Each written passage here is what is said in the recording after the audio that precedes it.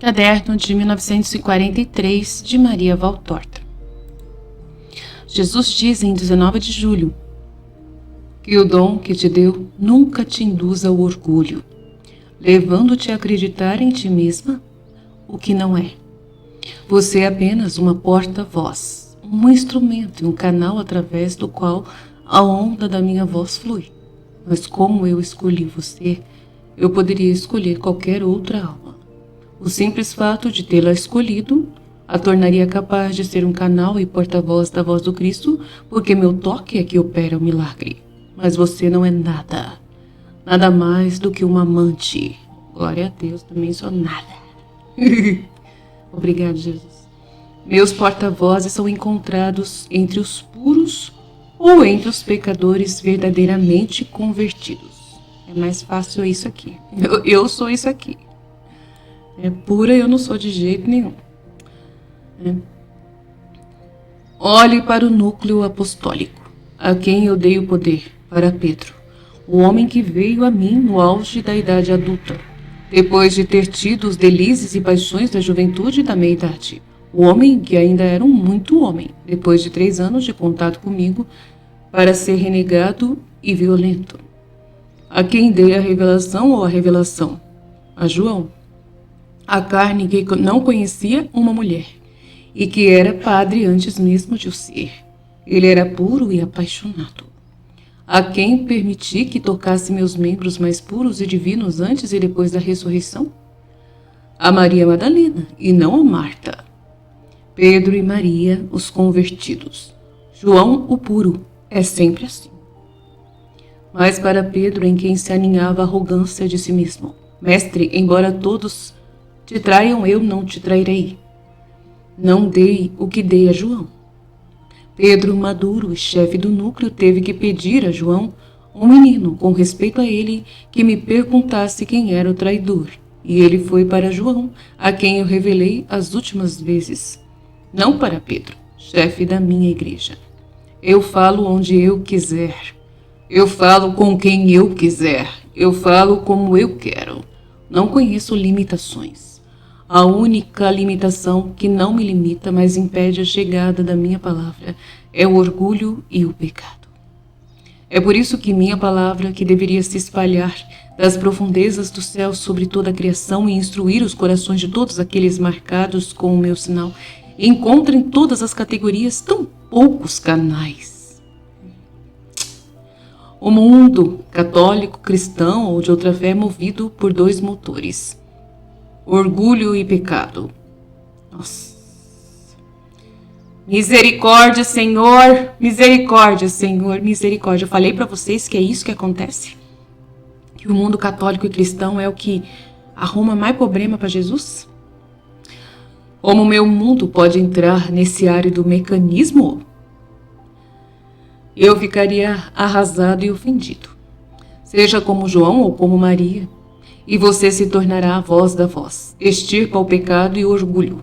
Cultive a caridade, a humildade, a pureza, a fé e o arrependimento. São as plantas sob as quais o mestre se senta para instruir suas ovelhinhas. Ser meu porta-voz significa entrar em uma austeridade como nenhuma regra monástica impõe. Verdade. Verdade isso aqui. Minha presença impõe, como nada no mundo, discrição sobrenatural, domínio próprio, desapego das coisas, ardor de espírito, dureza de penitência, generosidade de dor e vivacidade de fé. Verdade. Verdade, a gente sente essa imposição de Jesus plenamente. É um presente, mas o que é removido se aquele a quem foi dado sai do espírito e se lembra de ser carne e sangue. É um sofrimento, mas embora seja um sofrimento que moe carne e sangue, há nele, com ele, um veio de grande doçura, para o qual o maná dos antigos hebreus é o absinto amargo. É uma glória, mas não é glória desta terra. Não é glória desta terra. Não ser porta-voz de Deus não é glória desta terra. Então, se Jesus fala com você, minha filha, meu filho, aproveita. Aproveita que nós somos os filhos da divina vontade sendo escolhidos nesse tempo. Alguns vão ser porta-vozes de Deus. Então nós temos que ser firmes. Jesus diz em 20 de julho E então escreva: no sobrenatural você nunca precisa ter medo. Quem te dita sabe o que está sendo dito, e quem te lê entende, porque eu também o coloquei em posição de entender. Nossa! Até quem lê a Valtorta foi escolhido por Deus. Não é qualquer pessoa que lê a Valtorta e a Luísa Picarreta. Tá explicado aí, ó. É por isso que foi tudo repensar humano. É por isso que foi tudo repensar humano. Lembre-se de que você é minha porta-voz, portanto, você deve dizer o que eu digo sem refletir. Não precisa nem refletir o que diz. Olha, não precisa nem refletir o que Jesus diz, porque é pura verdade. Humanamente, sob a impressão de que os outros possam ter disso. Não se preocupar com o que as pessoas vão pensar do que Jesus falar na sua cabeça. Importante isso aí. Muito importante isso aí. Serve pra nós. Eu e a Ruth que estávamos conversando ontem sobre isso, né? Portanto, as razões pelas quais fiz de Pedro chefe da igreja, em vez de fazer meu amado João chefe, são várias e todas justas. Não fique pesando o amor de Pedro e João para tirar disso o motivo da eleição. Seus pesos e suas medidas não têm curso no céu. Eram dois amores diferentes. Tão diferentes eram as suas naturezas, as idades, as formas de amor, diferentes e igualmente dirigidos ao mesmo fim. E igualmente queridos por mim. Portanto, remova o mas e se do amor disso. Então, ela ficou questionando Jesus por que ele escolheu Pedro como chefe da igreja e não João, o apóstolo João. Aí ele está explicando para ela parar de ficar questionando essas coisas. Não pode questionar Jesus, a gente tem que confiar nele, né? Pedro era o mais maduro dos apóstolos, já respeitado como chefe pelos demais pescadores que mais tarde se tornaram apóstolos. Ele, como eu disse, conhecia a vida em todas as suas dobras de luz e sombra. Era dotado de força de caráter, ardor e impulsividade que eram necessários naquelas circunstâncias. Ele, através de sua dolorosa experiência, conheceu a fraqueza de um momento e foi capaz de compreender as fraquezas dos outros em momentos de dúvida e perigo. Eu já disse, ele não era quem mais me amava. Ele foi alguém que me amou com todas as suas capacidades de amar. Assim como os outros 12, incluindo Judas, até ouvir o sedutor. Então Judas amava Jesus antes de ouvir o sedutor. Na igreja que teve que se formar entre tantas lutas e armadilhas, era preciso alguém que pela idade, autoridade, experiência e ímpeto soubesse se impor aos outros. E quem, como Pedro, possuía essas 4 qualidades necessárias para a formação de minha igreja? João era o mais novo, alma em flor, não conhecia o mal da vida. Era um lírio com um botão ainda fechado na inocência do seu interior. Abriu-se no momento em que meu olhar desceu sobre seu coração e ele não sabia mais do que me ver. Ele era um menino com o coração de um herói e uma pomba. Pedro era o suporte do meu coração que via o presente e o futuro, mas João era o consolo. Quanto conforto só com seu sorriso doce, com seu olhar puro, com suas poucas palavras, mas sempre tão amorosas. Estar perto de João era para mim como descansar junto a um poço fresco, sombreado por plantas num tapete de flores. Ele emanava paz. Claro, né? A segurança do amor, uma segurança do amor e uma pureza de amor muito grande, né? Mas poderia impô-lo por prudência e justiça aos outros idosos? É preciso ter em mente que eles eram homens destinados à perfeição. Mas ainda assim, homens. Por isso, minha inteligência preferiu Pedro, adulto, conhecedor de misérias espirituais, impulsivo, autoritário, a João manso, sonhador, jovem e inexperiente. Pedro era a prática, o gênio prático. João era a poesia, o gênio poético. Mas quando os tempos são difíceis, é preciso não apenas canetas de poeta, mas punhos de ferro para manter o leme firme. Verdade. Em compensação, dei ao meu amado a visão dos tempos futuros, depois de ter dado a ele minhas confidências mais secretas e a minha mãe. Eu poderia dizer que João é o último na ordem do tempo e o primeiro na ordem do futuro dos grandes profetas, porque fecha o ciclo iniciado por Moisés em relação ao Cordeiro que com sua imolação salva o mundo e levanta o véu que envolve o último dia. Mas acredite que no céu o meu esplendor coroa as frontes de Pedro e João com a mesma luz. E seria bom para você não fazer comparações humanas sobre seres sobre-humanos. Então, no céu, o esplendor coroa as frontes de João e Pedro com a mesma luz, como apóstolos, né? Como apóstolos. Jesus diz ainda: eis meu brilho e minha beleza contra a monstruosidade negra da besta. Não tenha medo de assistir, mesmo que seja uma visão repelente. Você está em meus braços, ele não pode chegar perto ou prejudicá-la. Você vê? Ele nem olha para você, ele já tem muitas presas para seguir. Olha, igual aconteceu, né? Igual ontem ele falou assim, é um nada mesmo, é um nada. Vou para outro lugar. Agora você acha que vale a pena me deixar... agora você acha que vale a pena me deixar para segui-lo?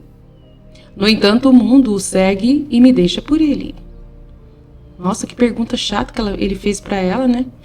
Agora você acha que vale a pena me deixar para seguir o demônio, né? Estranho. No entanto, o mundo segue e me deixa por ele. Veja como ele está farto e como ele encolhe. É a hora de sua festa, mas veja também como ele procura a sombra para agir. Ele odeia a luz e seu nome era Lúcifer. Você vê como isso hipnotiza aqueles que não estão assinados com o meu sangue? Ele acumula seus esforços porque sabe que é a hora dele e que está chegando a minha hora em que ele será derrotado para sempre. Sua astúcia infernal e sua inteligência satânica são uma operação contínua do mal em contraste com nosso único e trino ato do bem, para aumentar sua presa, mas a astúcia e a inteligência não prevaleceriam se meu sangue e sua vontade honesta estivessem nos homens. O homem carece de muitas coisas para ter armas com as quais enfrentar a besta. E ela sabe disso. E age abertamente, sem sequer se esconder atrás de aparências enganosas. Que sua feiura repugnante os conduz a uma diligência e penitência cada vez maiores. Por ti e pelos teus infelizes irmãos que têm as suas almas arrebatadas ou seduzidas, e não o veem. Ou ao vê-lo, correm ao encontro do maligno, a fim de obter ajuda para um tempo de pagar com condenação eterna. Eu tenho que me explicar, senão nada é entendido. Ela que está falando. Desde a noite do dia 18, o bom Jesus me fez ver um bicharraco horrível, tão horrível que me dá arrepios e vontade de gritar. Seu nome é conhecido, é o Lúcifer. E o bom Jesus me faz entender que esse aspecto é sempre inferior à realidade, porque nenhuma realidade humana consegue personificar exatamente a suprema beleza ou a suprema fealdade, né? A suprema feiura. Agora descrevo o bicharraco. Acho que vejo um grande buraco negro e muito profundo. Entendo que é muito profundo, mas só vejo o orifício dele, todo ocupado por um monstro horrível. Não é uma cobra, crocodilo, dragão ou morcego, mas tem algo dos quatro. Cabeça longa e pontiaguda, sem orelhas, e com 2 olhos astutos e ferozes que estão sempre em busca de presas. Uma boca muito grande, armada de bons dentes afiados, sempre tenta pegar em voo qualquer incauto que chegue ao alcance de suas mandíbulas. Finalmente, a cabeça é muito parecida com a forma de uma cobra e a de um crocodilo em seus dentes. Pescoço longo e flexível que permite muita agilidade à cabeça tremenda. Um corpo escorregadio coberto por uma pele como de enguias, a entender, ou seja, sem escamas de uma cor entre ferrugem, violeta, cinza escuro, não saberia. Tem até a cor de sanguessugas. Nas costas e nas ancas, eu digo ancas porque é onde termina a barriga latejante e inchada da presa. E começa a cauda longa que termina em uma ponta, 4 patas curtas e palmadas como as de um crocodilo, nas costas 2 asas de morcego. O bicharraco não mexe seu corpo grande e repugnante, ele move apenas a cauda que mexe, fazendo esses aqui e ali, e move sua cabeça horrível com olhos fascinantes e mandíbulas exterminadoras. Misericórdia divina, que bicharraro horrível! Escuridão e horror emanam do seu covil negro. Garanto-lhe que ontem, quando vi com a maior meticulosidade, não entendi o que ele estava fazendo aqui. Tive vontade de gritar de horror. Felizmente vi que ele nunca me olhava como se estivesse como repulsa.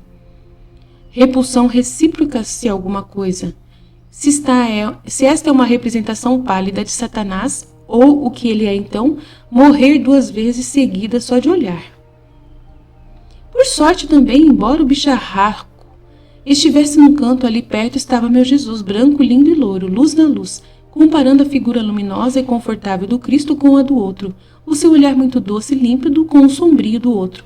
Deve-se certamente ter pena dos infelizes pecadores destinados a este por terem rejeitado Jesus. Bem, agora que o vi, eu gostaria de não ver mais, porque é horrível demais. Rezarei para que o menor número de pessoas possível de infelizes acabe em suas garras, mas rezo ao bom Deus para tirar essa visão de mim. Hoje está menos viva e sou muito grata ao Senhor, e ainda mais grata porque a querida voz me faz entender o motivo daquela visão que me aterrorizou ontem, acreditando que era para mim um aviso. E assim termina Fiat.